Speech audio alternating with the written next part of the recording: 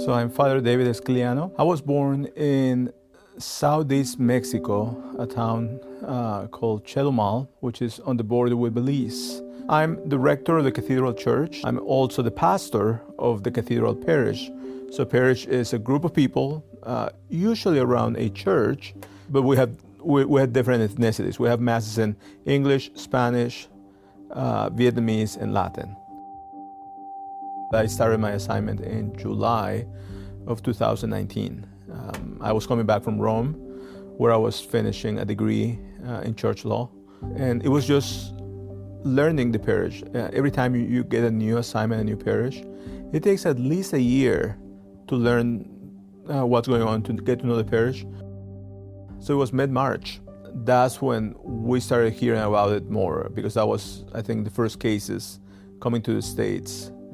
And I go every other month to meet with a priest in northern Missouri, Conception Abbey. He's a monk, and he's my spiritual director. He's kind of like a counselor or advisor I see every other month. And on the way there were already rumors about, or more than rumors, we're getting information from our diocese. Just, this is coming up, just so you're aware, this is happening. But I do remember, because it was right before St. Patrick's. So I was driving back from Conception, and I think it was a Friday. And right before I left, I emailed my staff here. And it's a very small staff, and just asking for their input and just saying, okay, we need to be prepared. We may need to cancel classes for a little bit. So how we're going to handle that?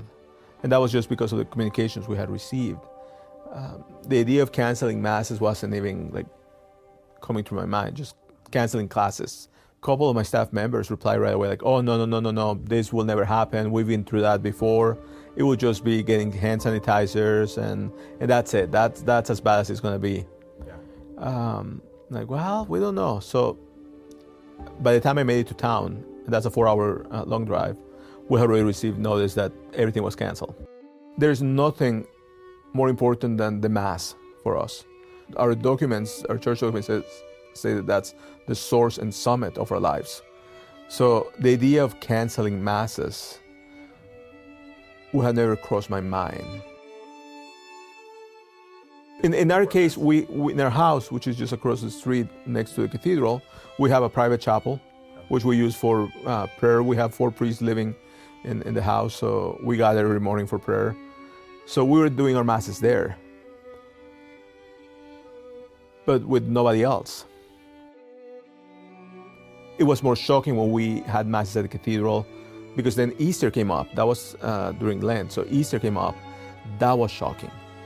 Having a mass in the cathedral where with nobody there. Our mass is a dialogue. It has a dialogue part. And there are parts where you would say, "The Lord be with you," and there is nobody to reply. Everything was different. Eventually, we started recording using a cell phone, or streaming using a cell phone. But even that, just looking at a cell phone, we were created for community. Just today at Mass, the reading is the creation of Eve, and the line is, man was not meant to be alone. And suddenly we are all isolated. We asked people, show us that you are participating. And they started taking pictures of themselves watching us at Mass. So I received pictures of families around their TV with us on TV because they were watching Mass, or a small computer or a cell phone. And at least there was that virtual connection, but it wasn't the same.